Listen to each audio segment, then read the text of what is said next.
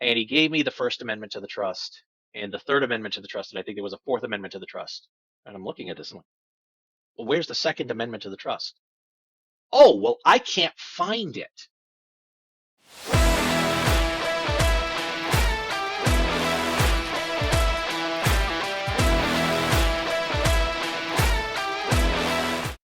Hi, Jeff Marsacci, the Plain English Attorney, and welcome to the video. Today, we are going to talk about changing course with your estate plan and amending a trust. So what are the 5 biggest concepts that we have around this? We're going to jump right into it, and let me tell you, there's going to be a lot of good stories that are going to focus on exactly why certain things are done certain ways when it comes to revocable living trust, as well as some other trusts. So the first big thing to realize is that trusts end up being created under state law. So the state law provides these minimums and what has to happen in order to put it into place. But then the law also describes some minimums on how a trust gets to be amended. So the first big concept, and this is just a warning, huge PSA announcement, make sure you're not writing on your original documents. Okay, this is something that we end up seeing all the time. It becomes very, very frustrating for us because people think they're amending their trust and they may actually be destroying their trust. So let's talk again. State law describes the minimums on how to create a trust and then how to revoke a trust or amend a trust. And so here's the baseline for a lot of states. Some of them are a little more stringent, but usually the baseline, it's in writing, signed by the person who's setting up the trust, and the terms have to describe who's in charge, what are the assets, and how is it administered for these beneficiaries. If you think it's important for educational videos like this to get out there, then please help us out by subscribing to the channel. That's it, just very, very minimal, and there you go, you have a trust. State law may also say, okay, well then at a minimum to revoke or amend a trust, here's what has to happen. It can be you're in writing stating that you are revoking your trust, or you take an action that is indicative of revoking a trust. So taking the original document and ripping it up means, okay, no more trust. Or defacing and crossing out the trust. Oh, wait a minute. Now suddenly it's just writing on those documents could revoke the trust. Now, there's a lot of case law out there, and it really is dependent state to state, where if you're going to try to amend your trust, if what you've done is you've crossed something out, then okay, no, either your trust is revoked, that's a little more extreme, or it's not effective, but a lot of cases it's in the middle. All right, that section has been revoked. Okay, just crossing stuff out doesn't mean, oh, I'm changing my trust. It has to comply with state law and case law. Now, here's just one case where it was very confusing, to say the least, and the amendment that they wanted wasn't effective anyway. So these were clients that I, quote, inherited because the attorney that was in our network just passed on. They called the network headquarters and they said, okay, here's an attorney in your area. They should be able to help you out. What they did was they sent me several pages of the trust, and it was the section on, okay, who gets what when we pass on, what are the different contingencies and percentages and all that other stuff. It was all laid out, crossed out names, a little arrow, and another name written in. And later on, okay, this was crossed out and the percentage changed. And then further down, okay, this person was crossed out and replaced with another name. But then the first section they crossed off and put another arrow with a different name. And then the third one down had, okay, here's crossed out. And then they put 2 little arrows with 2 different names and different percentages. When I had the phone call with them to review it, their question was, what did we mean? If you don't know what you meant by writing on it, how is anybody else going to know? And so what I ended up telling them was, look, none of it was effective anyway. And I believe at the time when I looked it up, it's like, no, you just kind of canceled that section, which meant nothing saying anything about where the assets are going, at least for those contingent beneficiaries. What you need to do is comply with the terms of the trust and effectively execute an amendment. So that's going to get us to the second big concept, and that is that the trust often determines how it can be amended. All right, so state law, like I said, has these minimums on enacting a trust and what has to happen, and like I said, in writing and signed by the trustee, the trustor who's setting it up. Now, in a lot of cases, it ends up being notarized. It may not be a legal state law requirement that the trust be notarized. It could, but it might not be. Well, then why are they all notarized? For proof's sake, so that no one can say, oh, this was an entirely fabricated document signed by somebody else. Oh, no, no. There was a notarization, which meant ID was checked and they verified that this is the person and that the person said, yes, this is my trust. But that, again, is creating a trust. The way we handle a lot of the trusts, and a lot of other attorneys do the same thing, in writing, signed not just by the trustor setting it up, but they're also signing a second time saying they're the trustee and they're accepting these terms, same person, witnessed by two people and notarized. Well, why the witnesses? Well, because there are a few states out there that state if you're going to do a revocable living trust, it is primarily an estate planning document. It must comply with the same formalities as a last will and testament.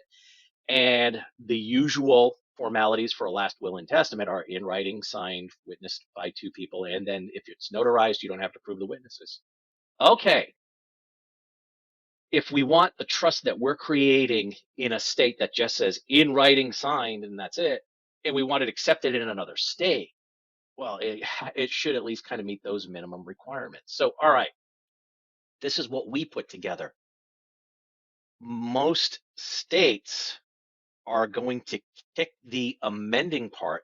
They'll put that bare minimum in. Okay, if you're going to amend your trust, it has to be in writing and signed, unless the trust actually states here's the process for doing it. And so this is a case that just came up. We had some clients, we hadn't seen them in maybe about 10 years, and they had some changes they needed to make, but they had gone to another law firm, and I recognized the name of the firm. This wasn't just some fly by night or a newbie. And they said, yeah, we did a couple of amendments and here they are. And it was because we have a kind of benefit uh, for a discounts on legal services through their employer. And so we use them. Well, okay, they made two amendments. One was they were adding corporate co-trustees so that the trustee couldn't do anything unless this financial institution okayed it, which, okay, I don't recommend that. You probably should do another whole video on trust companies and when they should be used. But if you're going to put a person in place, all right, that person should be able to use whatever financial firms they believe are appropriate and not get tied to any particular one, especially since we're kind of in an era of uh, all these companies buying up each other and then completely changing the way they do business. But now the trust is going to actually tie your estate to this firm that completely changed. Okay. If you have your individual trustee able to just go to another financial firm, that's probably better. The other thing they did was they changed their trustees, and that's going to come in a little bit more later, and what the trustee list was. But both of these amendments were typed out, very wordy, which, okay, if you need to be exact, fine, but they threw in a lot, I think a lot more legalese than they really needed to.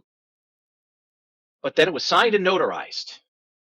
Well, okay, the revocable living trust that we enacted had a section that specifically states if you're going to amend the trust, it has to be done with the same formalities as executing the trust, which was in writing, witnessed by two independent witnesses, and then notarized.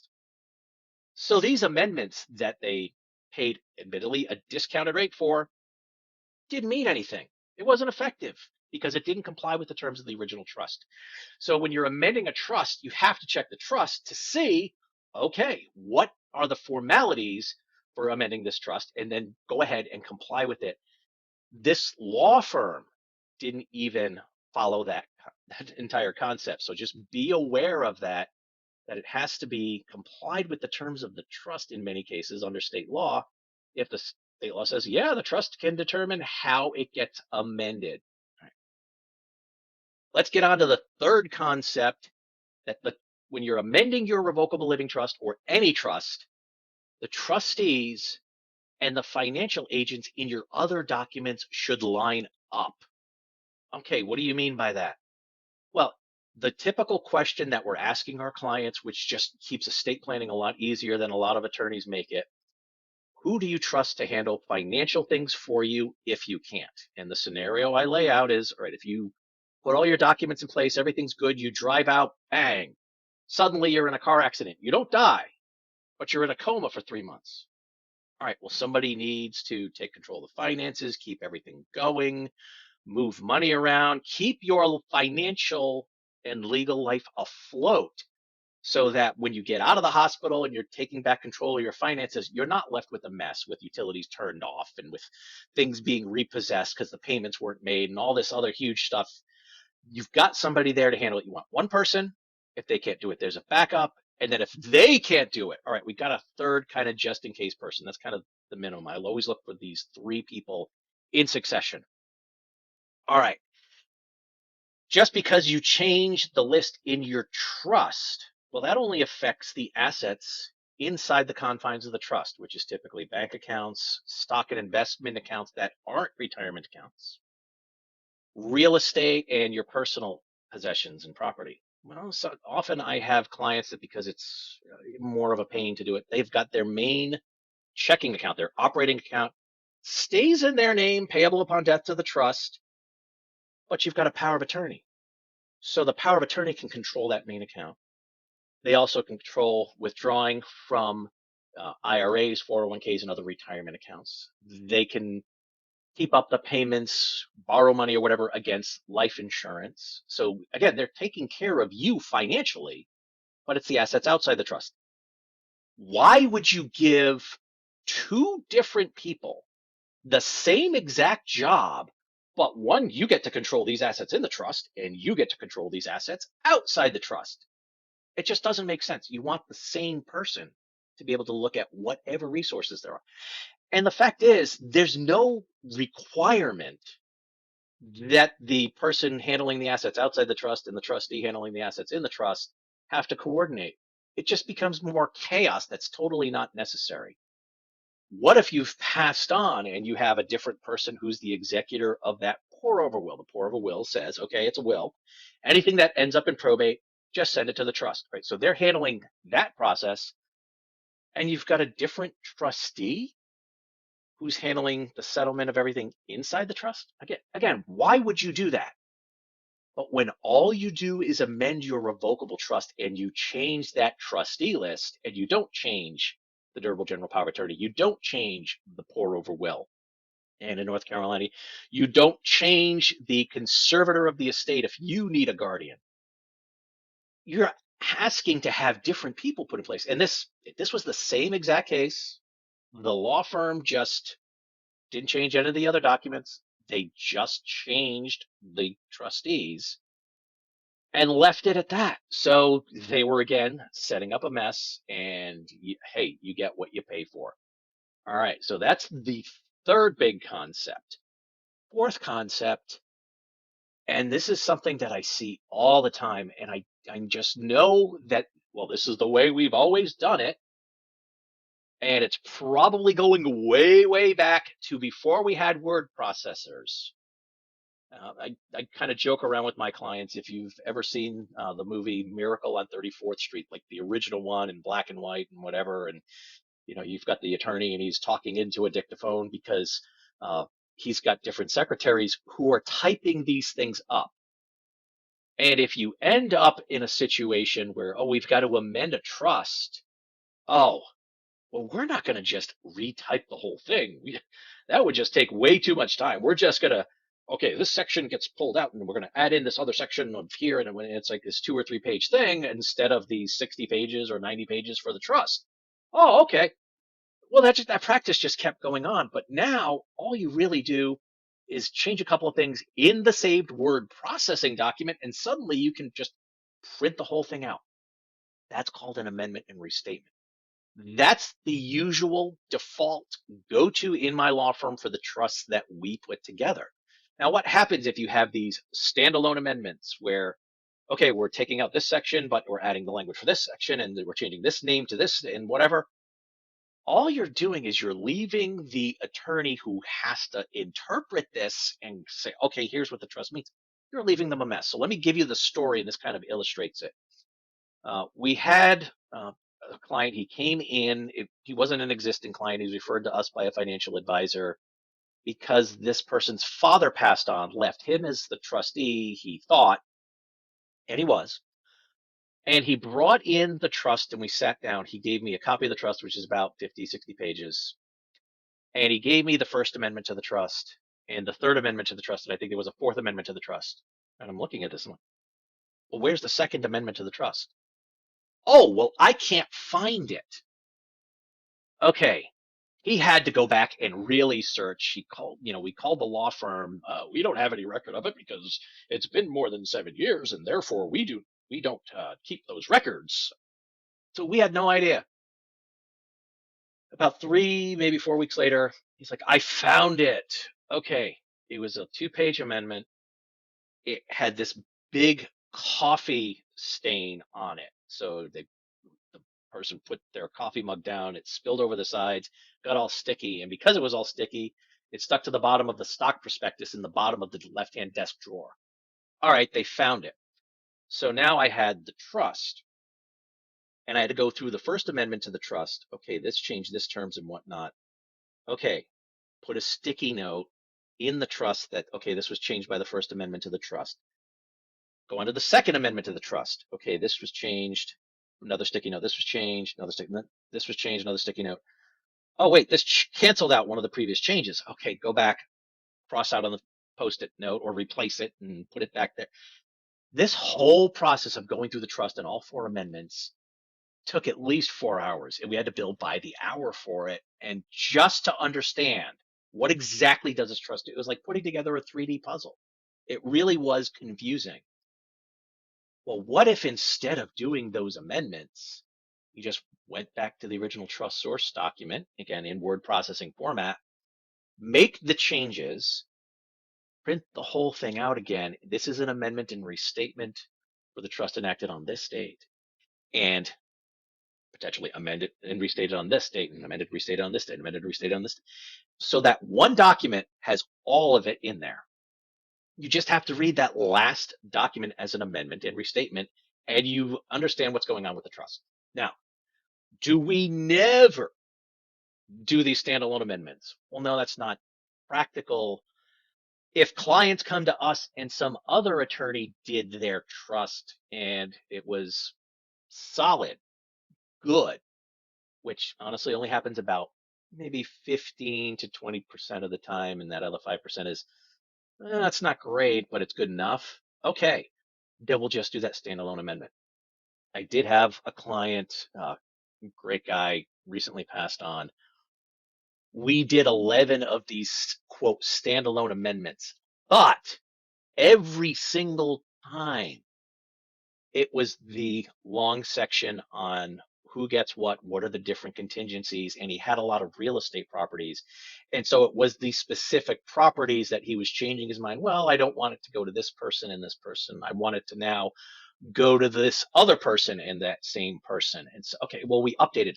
Well, once we did that full section amendment, we take that and update and make those changes. So yeah, 11 quote freestanding amendments, but it was always that same one section.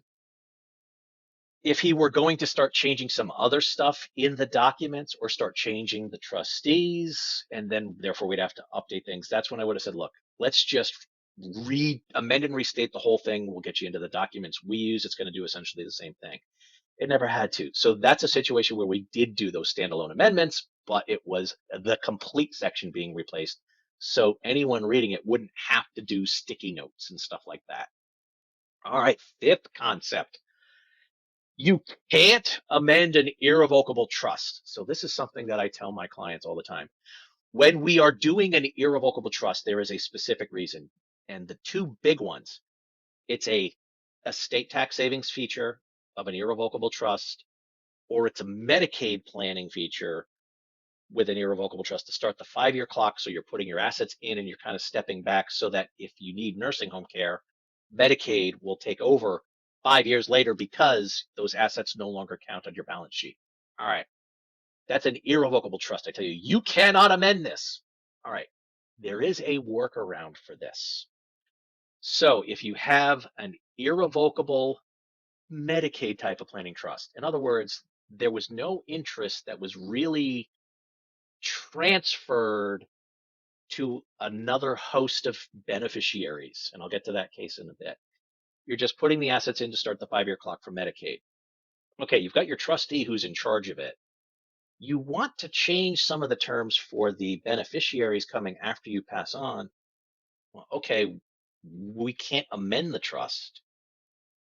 We can create a new Roman numeral 2 trust. A lot of the same basic terms, but make the changes. But now here's the pain of it.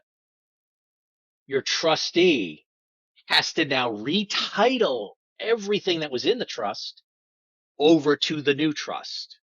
So if you had, say, two pieces of real estate, and we've done this, okay, we got to move the real estate from one trust to the second trust. In one case in particular, it was because, right, first, one of the trustees in that list died. It was actually their child. And they needed to put someone else in and cut out that deceased child's children because they were just completely running wild and being insulting and they just wanted them cut out. All right, well, that was contingent beneficiaries. They didn't have any actual vested interest. Did a new trust having the surviving child's spouse as the second person, which, all right, I counseled them. Well, what if there's a divorce? What if there's this and that? Maybe we should look to other family. No, that's the person we're going to use. Okay. Set up the second trust, moved everything in. There are marital problems. Okay. Roman numeral 3 trust, move everything. And I could already see their kid who was the trustee just like, okay, I got to go through this again. As if they didn't have enough problems with the spouse in their life, they had to take the time to do this and do all these transfers. And then they reconciled and had to do another irrevocable trust for.